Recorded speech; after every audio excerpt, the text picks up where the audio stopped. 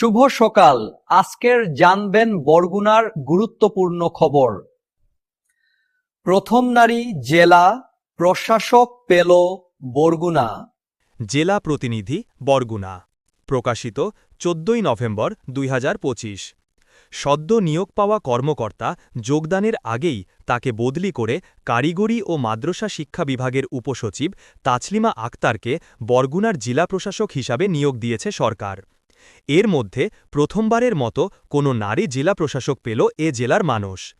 বৃহস্পতিবার 14 নভেম্বর জনপ্রশাসন মন্ত্রণালয়ের জারি করা প্রজ্ঞাপনে তাকে নিয়োগদানের বিষয়টি জানানো হয়। এর আগে 8 নভেম্বর সিলেট জেলা পরিষদের প্রধান নির্বাহী কর্মকর্তা সন্দীপ কুমার সিংহকে বরগুনার জেলা প্রশাসক হিসাবে নিয়োগ দেওয়া হয়। তবে 5 দিনের মাথায় সেই পদায়ন স্থগিত করে নতুন সিদ্ধান্ত দিয়েছে সরকার।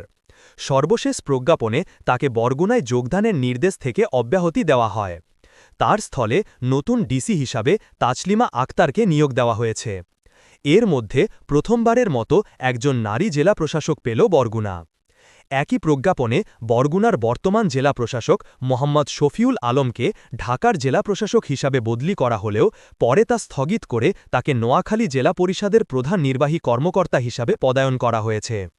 এ বিষয়ে সচেতন নাগরিক কমিটি সনাক বরগুনার সভাপতি মনির হোসেন কামাল জাগো নিউজকে বলেন, বরগুনাবাসী প্রথমবারের মতো একজন নারী জেলা প্রশাসক পেয়েছেন। এর জন্য তার কাছে প্রত্যাশার জায়গাটা অনেক বেশি থাকবে। আমরা বিশ্বাস করি তিনি তার আন্তরিকতা, কর্মদক্ষতা এবং দূরদৃষ্টির মাধ্যমে এ জেলার উন্নয়ন যাত্রাকে আরও ত্বরান্বিত করবেন।